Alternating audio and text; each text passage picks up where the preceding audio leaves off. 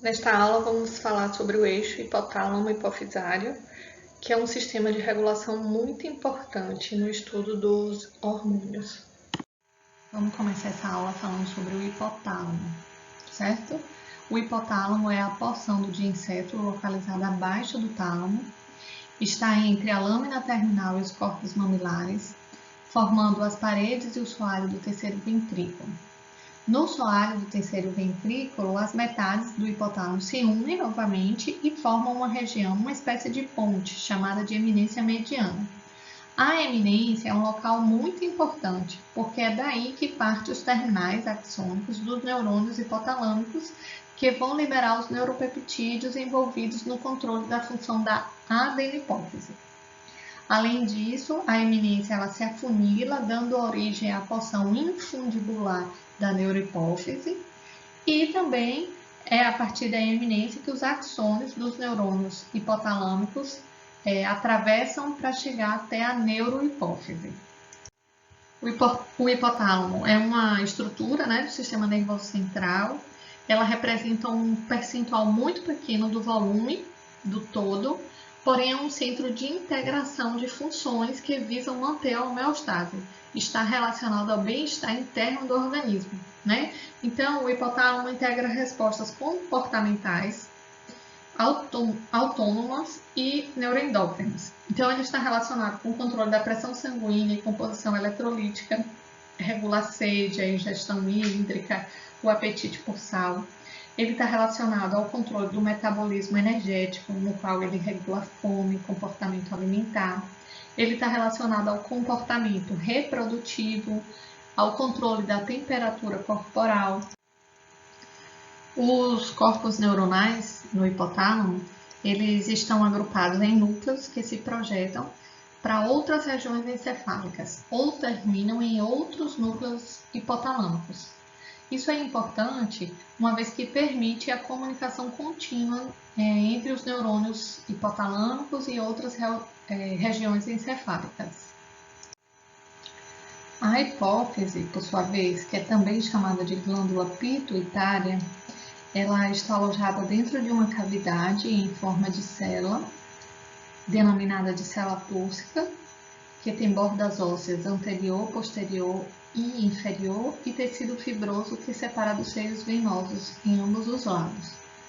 A hipófise ela é dividida em dois lobos, a adenohipófise ou hipófise anterior e a hipófise posterior, também chamada de neurohipófise. A adenohipófise ela representa 80% do volume total da glândula e ela se conecta ao hipotálamo por um elo vascular exclusivo. A neurohipófise ela se conecta ao hipotálamo por uma via neural. Então, no hipotálamo, além dos elementos neurais característicos, tem também os neurônios especializados em secretar hormônios, que são os neurônios peptidérgicos. Eles apresentam as mesmas propriedades elétricas de outras células nervosas. Então, o potencial de ação gerado no corpo celular trafega até a terminação do axônio e os produtos de secreção desses neurônios são os peptídeos liberadores e inibidores da hipófise anterior e os peptídeos neurohipofisários, que são a vasopressina e a ocitocina. Lembrando que a vasopressina é também chamada de hormônio antidiurético. Os neurônios hipotalâmicos, eles se relacionam com a adenohipófise e constituem o sistema particelular, Faz parte desse sistema neurônios cujos corpos celulares estão difusamente distribuídos em certas regiões do hipotálamo, como os núcleos peri e paraventriculares, núcleo arqueado e a área pré-óptica medial. Dessas regiões, parte axônios que vão convergir para a eminência mediana do hipotálamo e onde serão secretados hormônios liberadores e inibidores. Já os neurônios hipotalâmicos, que se relacionam com a neurohipófise, constituem o sistema magnocelular. Esses neurônios eles são caracterizados por ter corpos celulares maiores. Os axônios eles são longos e se projetam já diretamente lá na hipófise posterior, né? E eles se localizam em dois núcleos hipotalâmicos bem definidos, que é o núcleo paraventricular e o núcleo supraóptico. A neurohipófise, ela é amplamente vascularizada, os capilares são fenestrados, o que facilita a difusão dos hormônios para dentro dos vasos. Então, essa figura esquematiza a organização anatômica do sistema hipotálamo, hipófise, né? Eles estão conectados pela haste hipofisária e funcionalmente por neurônios, que são provenientes de diferentes núcleos hipotalâmicos. Os neurônios parvicelulares, eles se dirigem para uma rede de capilar presente na eminência mediana do hipotálamo, que pertence ao sistema porta-hipotálamo. A gente vai falar sobre isso mais na frente. Os neurônios magnocelulares, eles se dirigem diretamente até a neurohipófise, secretam os peptídeos que serão armazenados aqui na neurohipófise, né? Portanto, a neurohipófise ela não produz hormônios, ela armazena e secreta os hormônios hipotalâmicos, produzidos pelos neurônios hipotalâmicos. Anatomicamente, a hipófise posterior ela é dividida em três regiões: o lobo posterior, a haste hipofisária, que é o infundíbulo, e a eminência mediana. No soalho do terceiro ventrículo, as duas metades do hipotálamo se unem novamente, formando uma espécie de ponte, que é a eminência mediana. Ela se afunila e dá origem a essa parte infundibular, que é essa parte aqui, essa haste da neurohipófise, certo? O hipotálamo e a hipófise posterior formam um sistema neuroendócrino, né, formado de neurônios neurosecretores. Os corpos celulares ficam em dois grupamentos bem definidos lá no hipotálamo. Os axônios desses neurônios atravessam essa haste e vai terminar lá nos capilares da neurohipófise, né? Dessa forma, o que a gente observa? Que funcionalmente e anatomicamente, a neurohipófise é uma extensão do hipotálamo. Ela não produz efetivamente nenhum hormônio. Ela simplesmente armazena e quando há uma estimulação adequada, ela vai liberar dois pequenos hormônios peptídicos no sangue, que são a vasopressina e a ocitocina. O tecido da neurohipófise, ele é formado por células gliais, né, típica de tecido nervoso, e ele é preenchido por células denominadas de pituícitos, que até o momento não se conhece uma função específica para essas células, a mais que a de preenchimento do tecido. Os hormônios que são secretados pela neurohipófise são o hormônio antidiurético, também chamado de vasopressina, e a ocitocina. Esses hormônios eles são formados por aminoácidos, né? São hormônios peptídicos. Desses são formados por 9 aminoácidos, dos quais 7 são idênticos, né? Eles são formados como um pré-hormônio, são armazenados nos grânulos, transportados em direção às terminações nervosas, lá para a hipófise posterior. Permanecem armazenados lá até que potenciais de ação de corpos celulares sejam gerados e devido a um estímulo específico, e isso vai provocar a liberação deles via exocitose. Um dos principais efeitos do hormônio antidiurético é a retenção de água pelos rins.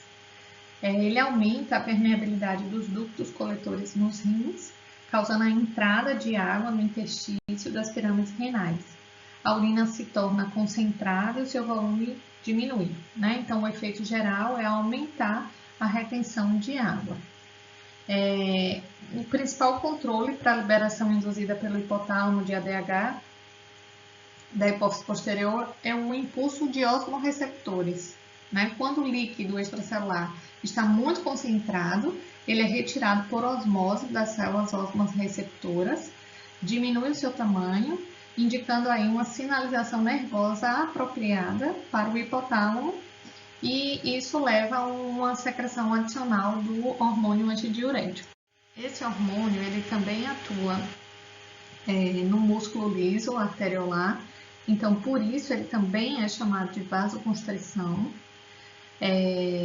Um dos estímulos para ser secretado é a diminuição da volemia, principalmente quando ocorre uma queda do volume sanguíneo em torno de 25% ou mais, né? Observa-se o quê? Que lá nos átrios contém receptores de distensão que são excitados pelo enchimento excessivo. Quando ocorre isso, esses receptores enviam sinais para o cérebro para inibir a secreção do DH. E o inverso ocorre, né, quando há o enchimento é menor, né, no caso da hipovolemia. Os receptores não são excitados e ocorre o aumento da secreção do ADH, que é também chamado de vasopressina. Ele tem uma importância, então, no aumento da pressão arterial. O outro hormônio secretado pela neurohipófise é a ocitocina. A ocitocina, ela estimula a contração uterina, ajudando a expelir o bebê durante o parto, né? E o principal estímulo para que ele comece a ser secretado pelo hipotálamo é justamente o contato físico do bebê lá no colo do útero, né? E isso ocorre já no final da gestação. E a outra ação desse hormônio é na amamentação, no qual ele promove a ejeção do leite pelas glândulas mamárias, né? O principal estímulo para que ocorra essa ejeção do leite é justamente a sucção do bebê nas mamas. Esse estímulo no mamilo provoca a transmissão de sinais por nervos sensoriais para os neurônios ocitocinéticos lá no hipotálamo, levando à liberação de ocitocina pela neurohipófise. Então, para facilitar e vocês não esquecerem, a neurohipófise não produz hormônios, armazena e secreta hormônios que são produzidos lá nos neurônios hipotalâmicos. Esses dois hormônios são a vasopressina, que é também chamada de ADH. Esse hormônio age nos néfrons e nas arteríolas do corpo. Nos néfrons, aumenta a permeabilidade dos túbulos distal e de coleta, aumentando a retenção de água. Nas arteríolas, eles causam uma vasoconstrição, é estimulado principalmente em situações de hipovolemia e tende a aumentar a pressão arterial. O outro hormônio secretado é a ocitocina. A ocitocina, ela tem ação no útero, estimulando as contrações uterinas no momento do parto e também nas glândulas mamárias, estimulando a ejeção do leite durante a amamentação. Então, finalizamos a neurohipófise e vamos estudar agora a adenohipófise, né? Como eu falei lá na frente, elas têm origem embrionárias diferentes. E como tem origem embrionária diferente, tem morfologia e função diferente também, né? A adenohipófise, diferente da neuro, ela sintetiza os hormônios que liberam. E foi observado a partir de reações concorantes, pelo menos 5 tipos de células diferentes na adenohipófise. E essas células produzem pelo menos 6 hormônios, né? A partir das reações tutoriais, observou a presença de células cromófilas, são células com afinidade por corante, então tinham as células acidófilas e as células basófilas, e as células cromófobas, que são aquelas que não tinham afinidade por corante, né? Lembrando que a neurohipófise tem-se o tecido nervoso semelhante às células gliais, com as células de suporte que são os pituícitos, já que a gente observa células epiteliais, diferentes células epiteliais com afinidades tintoriais diferentes. Então, como eu falei, a adenohipófise ela sintetiza hormônios importantes que são liberados no sangue, possui 5 populações de células diferentes que secretam 6 hormônios. O somatotrófo secreta o hormônio do crescimento. Tireotrófo secreta o hormônio estimulante da tireoide. Os corticotrófos secretam o hormônio adenocorticotrófico. Os gonadotrófos secretam o FSH e o LH. E os lactotrófos secretam a prolactina. Em cada caso, é importante lembrar que esses hormônios estão sobre a regulação, o controle dos hormônios liberadores do hipotálamo, né? Só a prolactina que tem uma forma de regular diferente. A hipófise ela secreta prolactina ao longo da vida em níveis muito baixos. Só que ela é importante em uma época especial da vida da mulher. Então, a secreção de prolactina ela é normalmente inibida pela liberação de dopamina. E durante a estimulação da mama, aferentes neurais inibem a liberação da dopamina e, sendo assim, ocorre a lactação. Eu já falei lá na frente que o hipotálamo se conecta à adenohipófise a partir de um elo vascular, que é justamente esse sistema porta-hipotálamo-hipofisário. Ele é caracterizado por um sistema, uma organização vascular, no qual o sangue ele flui diretamente de um leito capilar, um vaso conector, a outro leito capilar. Então, o que acontece? Os hormônios hipotalâmicos, liberadores ou inibidores, vão ser secretados diretamente nesse leito capilar, passa por esse elo e vai irrigar diretamente a hipófise, né? Nesse capilar fenestrado, o hormônio liberador já irriga o tecido adenohipofisário, estimula uma célula específica a produzir um determinado hormônio. Aqui na adenohipófise, os capilares, eles drenam para um sistema venoso sistêmico, né? Então, o hormônio adenohipofisário vai diretamente para a circulação sistêmica, atuar numa glândula-alvo específica. A regulação desses hormônios adenohipofisários se dá a partir dos hormônios liberadores e inibidores do hipotálamo. Os impulsos neurais eles são complexos, eles partem de diversas áreas do cérebro e por isso eles pode ocorrer interferência de condições ambientais e de condições emocionais, né? Então, por exemplo, numa situação de estresse pode haver aumento da produção do hormônio liberador de corticotropina. Pode observar também uma relação entre o cérebro e áreas cerebrais, relação entre o hipotálamo e áreas cerebrais relacionadas à emoção. Então, por isso, muitas vezes ocorre atraso menstrual quando a menina está muito estressada, por exemplo, né? Além disso, o hipotálamo ele não é protegido pela barreira hematoencefálica, então ele pode monitorar também alterações químicas no sangue que pode refletir com outras alterações aí. Então, além dessa regulação, tem também a retroalimentação negativa, que a gente já estudou na aula anterior, né, que está relacionada ao eixo hipotálamo, hipófise, glândula-alvo, né? Então, os hormônios liberadores ou inibidores caem no sistema porta, até a adenohipófise, estimulam uma célula específica a secretar um hormônio estimulante que cai na circulação sistêmica, atua numa glândula para produzir um hormônio X. Nesse caso aqui, o exemplo é o cortisol. O cortisol, ele retroalimenta negativamente o eixo e o hipotálamo para de produzir o liberador, a hipófise para de produzir o estimulador e, com isso, a glândula deixa de ser estimulada, até que a concentração desse hormônio cai e o eixo volta a ser ativado. O hipotálamo volta a produzir, a hipófise volta a produzir e volta a estimular a glândula a produzir. Então é isso, galera. Espero ter ajudado aí a clarear alguns pontos. Lembrem que vocês precisam aprofundar o que foi dito aqui.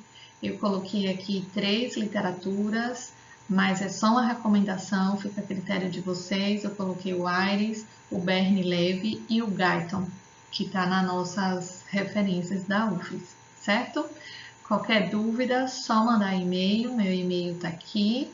E também a gente vai ter outras formas de conversar aí, né? A partir do Teams e dos encontros, tá bom? Muito obrigada!